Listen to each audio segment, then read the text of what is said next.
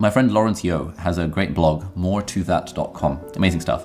And he has a great article about this. He talks about how as you become the sort of person who is able to make 5K a month in passive income, your identity changes. You learn new skills and you literally become a new person. And so by the time you're getting to 3, 4, 4.5K a month, the sort of person you are is no longer content with just the 5K a month. And so the goal becomes 10K a month or 20K or 50K or 100K or a million a month or whatever the thing might be. And again, it's less about the money and more about what sort of person you are en route to becoming, en route to being able to earn that sort of money. So that was a bit of a tangent, but the point is, let's pick a number.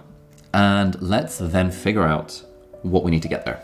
So in the case of John, I didn't want to overstep too much by turning this into a whole business coaching session with John. And so what he said when I asked him what his number is, he said, oh man, if I could have £1 million in the bank in the next 8 years, then I'd feel really financially free. And when he said that, $1 million in the bank by age 45, I was like, there's more exploration that needs to be done here. We need to untangle the reasons why. Why is $1 million a special number? For a lot of people, $1 million is a really nice round number because it's like, oh, it's $1 million. It feels like a lot of money.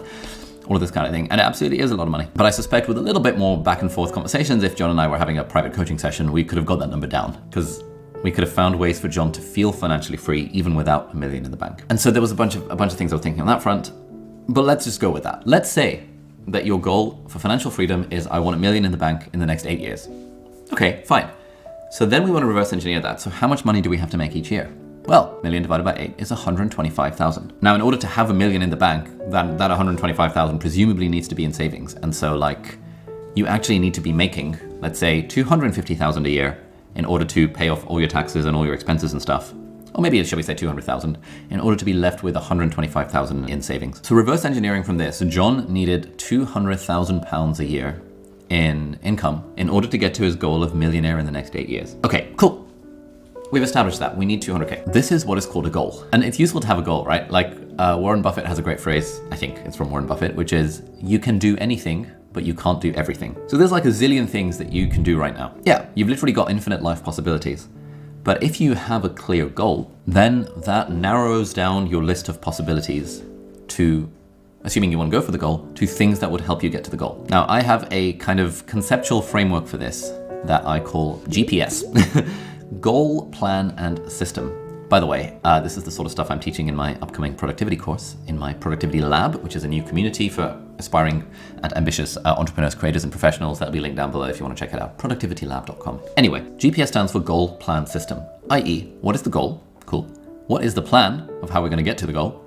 And then what is the system for how we're going to stick to the plan? Now, in this case, let's say the goal was 200,000 pounds in income every year. Again, we can quibble all we like about the why behind the goal. Should we really have the goal of millionaire in the next 8 years? Does it really matter? Who really cares? Etc., etc. We can quibble about that all we like, but let's just take it as a given because there's so much quibbling that can be done with financial goals. I love quibbling with people about their financial goals, but we'll put that off to the side. So let's say we do have that goal of 200,000 pounds a year. That's the goal. Okay, cool. Then we think, what is the plan? What is the plan that you are currently following? And what is the plan that you need to follow to get to that goal? Everyone is always following a plan, whether they are conscious of it or not.